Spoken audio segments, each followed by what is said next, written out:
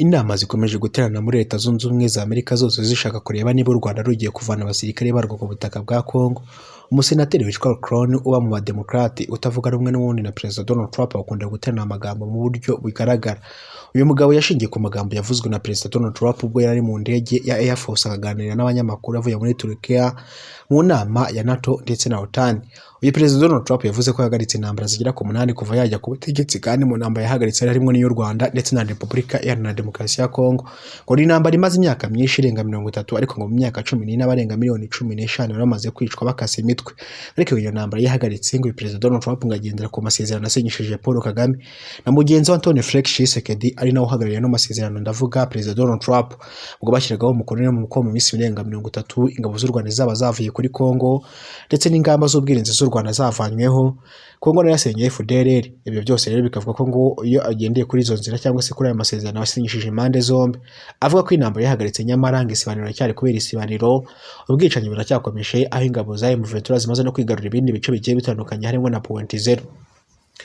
Umusenateri witwa Crone yasabye Leta Zunze Ubumwe za Amerika ubwo yacishaga ku butumwa kuri Perezida Donald Trump na mugenzi we Michael Rubio ndetse n'umujyanama mu bya Afurika ndavuga Mossad Barrows, yavuze ko rwose inyeshyamba za M23 ngo n'igisirikare cy'u Rwanda kiri ku butaka bwa Congo badakeneye kumva inzira za diplomasi, kandi ko ibihano wa mugani bitazagira icyo bitanga nk'uko byasobanuwe na Minisitiri w'Ububanyi n'Amahanga n'Ubutwererane Humble Nduhungire.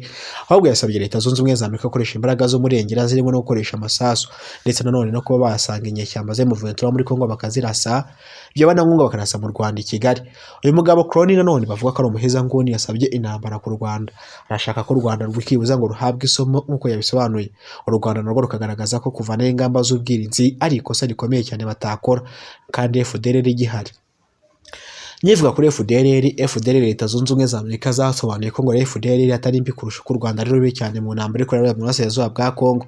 Muribuka amagambo yavuzwe na Michael Rubio ubwo yarimo avuga ku kibazo cya Congo. Uyu mugabo yavuze ko Leta Zunze Ubumwe za Amerika ubwo rwose ziri mu kibazo cyo gushaka kugarura amahoro mu burasirazuba bwa Congo, ariko nanone ngo u Rwanda rukakomeza gusobanura FDLR. Yavuze ko FDLR nta bubasha bufite bwo kurwana n'igisirikare cy'u Rwanda, kandi FDLR nta mbaraga ifite izo zose zo kuba yakwataka n'igihugu cy'u Rwanda. Ati ibyo mwabakoreye mwabibonye mubasanze ku butaka bwa Congo bafatanyije n'igisirikare cya Congo n'cy'u Burundi. Ati FDLR ifite izi mbaraga zo kuba yakwataka igihugu cy'u Rwanda. Ati nababwiza kuri ko FDLR nubwo iriyo ariko nanone rwaye ubutegetsi bw'u Rwanda, ariko rwose nta bushobozi bwo gufite bwo ko yananenga n'umupaka uhuza u Rwanda na Congo ngo byibuze yabigabana igitero cyari cyo cyose ku Rwanda muri kino gihe. Ati rero niyo mpamvu rero dusaba ko u Rwanda rwakora ingabo zabwo ku butaka bwa Congo. Ati u Rwanda nirwo rubi kurenza uko FDLR ari yombi. Aturebye ku ntambara ikorera mu burasirazuba bwa Congo, u Rwanda rukomeza kuvuga ko FDLR iri ibangamiye ndetse natuma intambara ikomeza, nyamara ngo ibyo byose byo u Rwanda nirwo rubi kurusha FDLR. Ayo magambo yavuzwe ntacyo u Rwanda namwe rwigeze ruyasubizaho. Ushatse ku bitangazamakuru nk'ikitwa X Africa yakunze kwandika ndetse na Radio Okapi ndetse n'ibindi bigiye bitandukanye, usibye ko ibyo ngibyo nabonye u Rwanda bimwe mu bitangazamakuru byaho bitabitangaza n'ibyo byatangajwe ku bigendanye n'ingaruka zishobora kuba ku Rwanda bitabitangaza. Akenshi bandika ku itsinzi M23, bakandika ku itsinzwi y'ingabo za FARDC, bakandika rero ku bigendanye no gusenya FDLR ndetse n'ibindi. Ariko ku bigendanye n'ibyo Leta Zunze Ubumwe za Amerika zatangaje kuri iyo ngingo, rinda kubivugaho kubera ko bishaka gukorera umwuka mubi n'ubwoba ngo mu Banyarwanda. Ibyo ngibyo nibyo bita rero kudatangaza amakuru y'igihe ngo ayikaze kuri Zaf TV Rwanda. Niba rubuga rugeze kuri no muyoboro n'ugero udakaze subscribe cyangwa se s'abonner mu rurimi rw'igifaransa, urebe n'indi channel iri hasi zaho ukande subscribe kugira ngo tujye tubasha kubaha amakuru uko byizewe. Uyu munsi tugiye kuvuga rero ku ntambara ikorera mu burasirazuba bwa Congo n'ingamba Leta Zunze Ubumwe za Amerika zigiye gufata.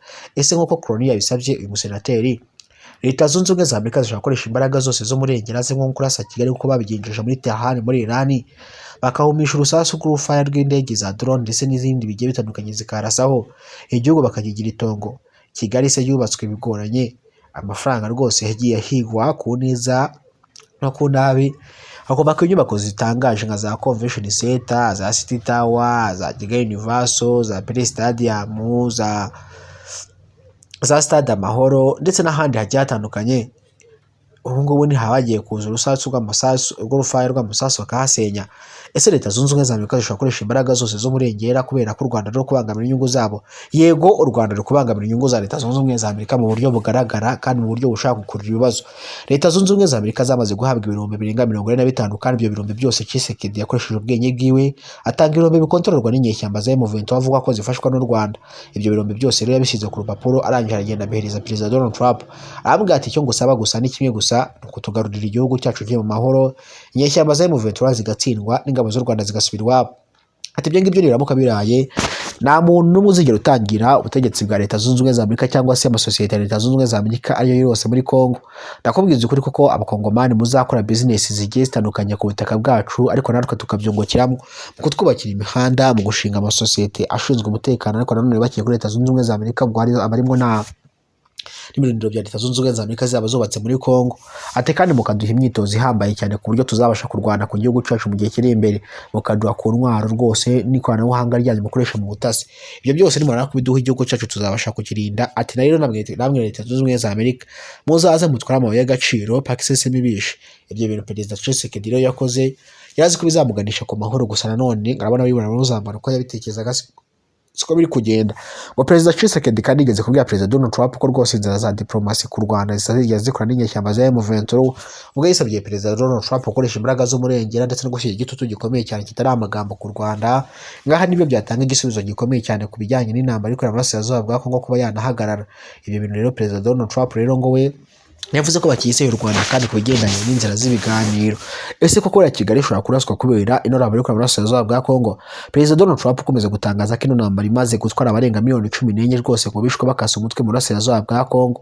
Ati kandi ino ntambara ishingiye ku Rwanda ndetse na Repubulika ya Demokarasi ya Kongo imaze imyaka irenga 30, ariko nanone ikaba imaze imyaka itari myinshi cyane yongeye gutangira abarenga miliyoni 15 bakaba bamaze kuhagendera. Iyo ntambara ko kizahagarara nk'uko Perezida Donald Trump yabitangaje kandi yavuze ko yihagaritse.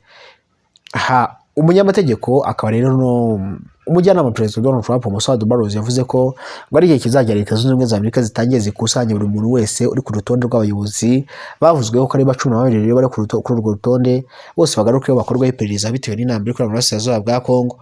Yavuze ko kandi Leta Zunze Ubumwe za Amerika ziteguye kuzakora ibishoboka byose umuntu ashaka kubangamira no gutesha agaciro amasezerano Washington DC abigirweho ingaruka. Ibyo ngibyo kandi byongeye gushimangirwa rero n'umunyamabanga wa Leta Zunze Ubumwe za Amerika Marco Rubio uvuga rikijyana. Ubwo rwose mu kiganiro nawe muri mu gihugu cy'ubwoni muri mu Buholandi yavuze ko rwose yiteguye kubona rwose mu Rwanda rukura ingabo zabo ku butaka bwa Kongo. Nibese ko zagombaga kuvayo ku itariki 9 kugeza ku itariki 15 none tugeze ku itariki 11 nta ziravayo. Ibi se byo bisobanuye iki? Reka byose tugumya tubihanga amaso nge mwumvaga nitwa Olivier itwa Zaf TV Rwanda, kandi buto yanditseho subscribe ubundi tujye tugumya kubona amakuru ibiganiro byacu. Ese koko Leta Zunze Ubumwe za Amerika ziramutse zifashe n'umwanzuro uko bazarasa Kigali bitewe n'intambara iko Burasirazuba bwa Kongo n'ingabo z'u Rwanda zitari gutaha mu rwego kugira ngo bakomeze gushyira ku gitutu ku Rwanda bitewe n'uko ngo amasezerano n'ibihano bitarimo birakora, u Rwanda rwabigenza mute?